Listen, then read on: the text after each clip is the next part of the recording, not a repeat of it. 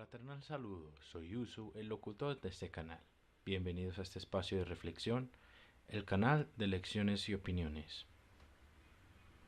El día de hoy quiero hablar acerca de una cuestión muy personal de cada uno de nosotros, y es la cuestión de Dios. ¿Quién es Dios para nosotros? A ver, pues Dios a lo largo de la historia ha sido documentado en textos, ha sido documentado en incluso las pinturas rupestres que se pueden encontrar a lo largo y ancho del mundo, del hombre primitivo. Casi que toda la historia y la prehistoria hemos vivido con dioses. Pero bueno, digamos que pues hay algo muy difuso realmente con toda esta cuestión de Dios. Y es porque los humanos creen que hay un Dios y al parecer el resto de las criaturas no los tienen.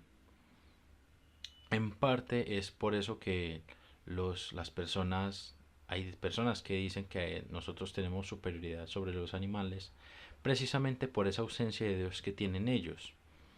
Pero bueno, ¿qué tan cierto es esto? Bueno, realmente a mí me parece que Dios, desde mi opinión, puede ser tanto personal como impersonal.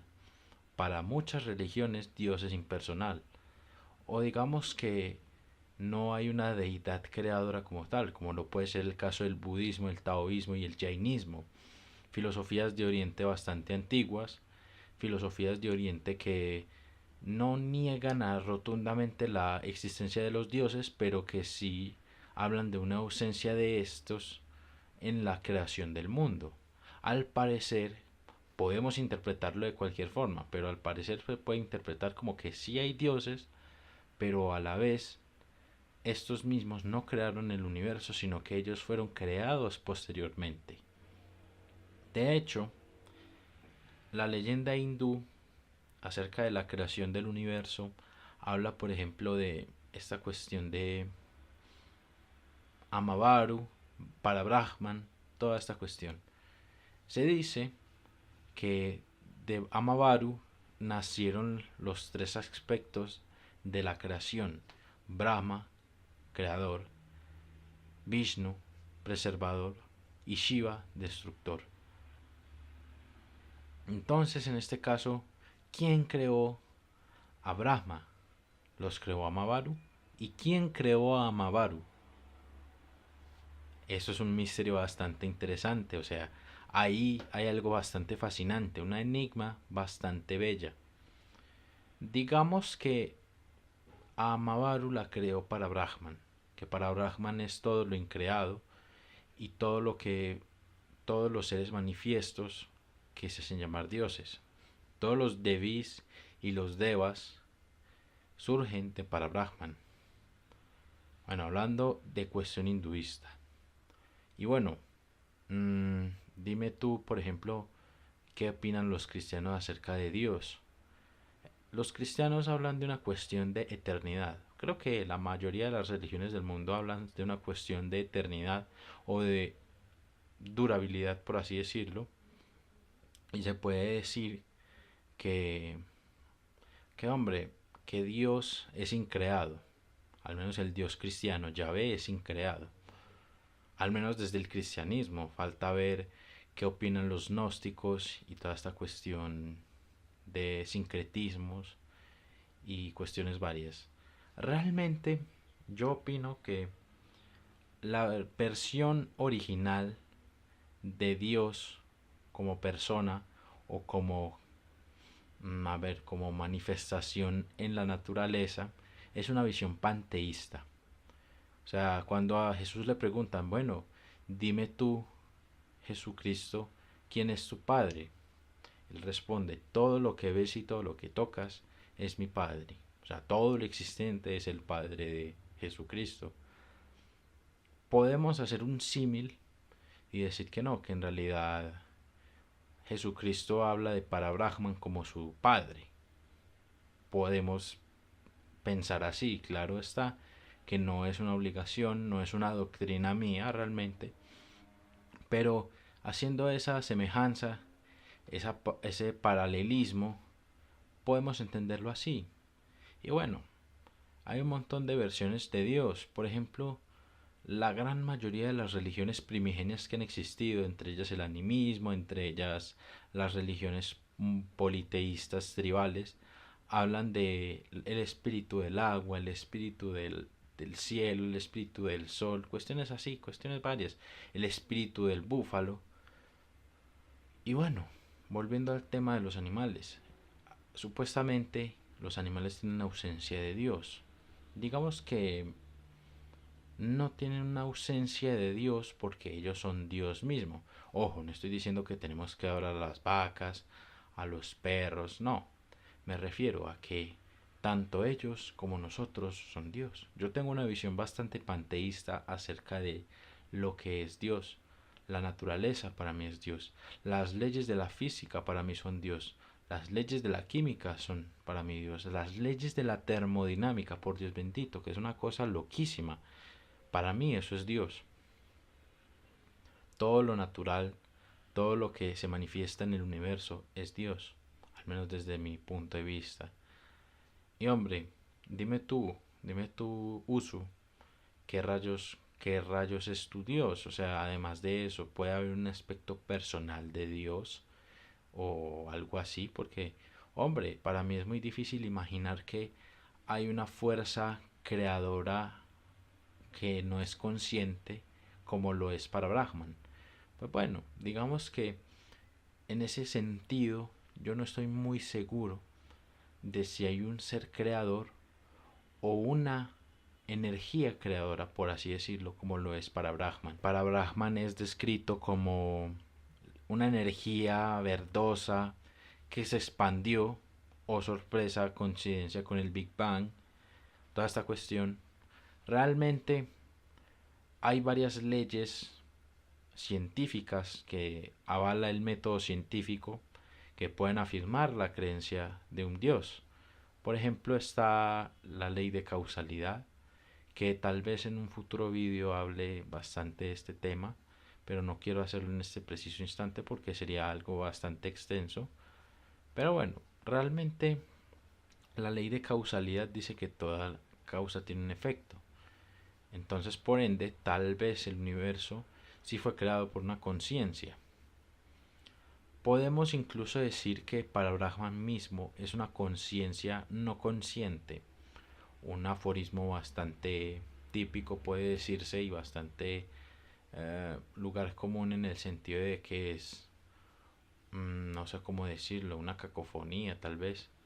El caso es que, bueno, realmente Dios para mí es algo más que se siente, es una sensación más que algo que se pueda ver o que se pueda comprobar con hechos científicos. De hecho, les voy a poner esta cuestión. Para muchos ateos, el Tao es algo real y no pueden explicar qué es el Tao. Lo mismo sucede con Dios. Al ser Dios algo tan indescriptible, al menos el concepto como tal, es difícil de imaginar para nosotros qué es sentirse ser un Dios o algo así. O sea, ¿cómo fue creado Dios? Este tipo de preguntas siempre van a aparecer. Y pues al parecer todo tiene un origen, incluso Dios mismo. Tal vez no sea un título, tal vez no sean varias entidades, puede ser una, pueden ser dos incluso, pueden ser 33 millones como dicta la cosmogonía hindú. Pero bueno, realmente me preguntarían, ¿tú crees que al ser Dios todo, entonces Dios es también malo o maldad? Digamos que para mí el bien y el mal no existen en sí. Es un concepto bastante, no sé cómo llamarlo, porque no se me viene a la cabeza en este preciso instante algún autor que pueda mencionar. Pero el bien y el mal están en la mente, realmente. Entonces, en ese punto de descripción, tú me dices, Bueno, si el bien y el mal no existen, ¿por qué los hombres obran bien y los hombres obran mal? Porque es una predisposición de ellos para crear el bien o crear el mal. Entonces, en ese sentido, ¿Dios es bueno y es malo al mismo tiempo? ¿O ambos conceptos no aplican para Dios? Pues ahí les dejo la tarea. Es una cuestión bastante bella pensar este tipo de cosas, porque incluso en el siglo XXI, incluso en el siglo de la información y del método científico, se hacen este tipo de preguntas muchos científicos y muchos teólogos, muchos teósofos incluso. Mucha gente se hace este tipo de cuestiones. Y creer o no en Dios no es malo, pero realmente no podemos estar seguros en su totalidad, al menos desde mi persona, desde mi punto de vista personal. Es difícil, es difícil describir qué realmente es lo que sucede con la cuestión de Dios. Yo les voy a dar una pista. Yo tengo fe en varios dioses realmente, aunque para mí son más que una manifestación individual, son distintas manifestaciones de Parabrahman. Curiosamente, hablé de esta cuestión hinduista porque es una de las teorías que más me fascina y es una de las teorías más acertadas desde mi punto de vista frente a Dios. Y bueno, en una ponencia anterior yo hablé sobre un sueño con Shiva y digamos que Shiva es para mí, digamos, la representación de la bondad, de la energía masculina y de la figura paterna. Entonces, ahí está una representación que yo le doy. También está Sarasvati, por ejemplo. Sarasvati para mí es una diosa bellísima, o sea, como la describen, porque eso es una cosa muy bella de los hindúes, y es que ellos describen a sus dioses con facciones, con una descripción física, que eso no lo hace el cristianismo y muchas religiones así monoteístas. Pero bueno, Sarasvati no solo es bella, sino que también es sabia. Viene a ser la figura materna idealizada por mí. Una mujer sabia, una mujer bella, una mujer amorosa, una mujer creativa, una mujer inteligente. Esa es mi versión ideal de madre. Y no solo representa eso, también representa la calma, el raciocinio, pensar con lógica, claro. Y esta cuestión realmente me parece a mí muy bella.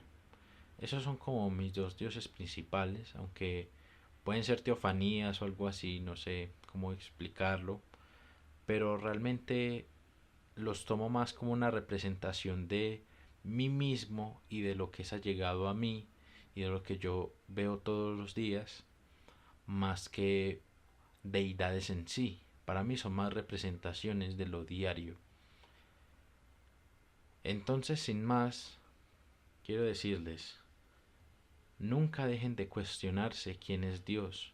Es una pregunta muy bella, es una pregunta muy poética, incluso en el siglo XXI, incluso después de que pusieran al hombre contra el hombre y posterior a poner al hombre contra Dios. Entonces, sin más, hasta pronto. Que el bien guíe sus espíritus. Nos vemos en una próxima oportunidad.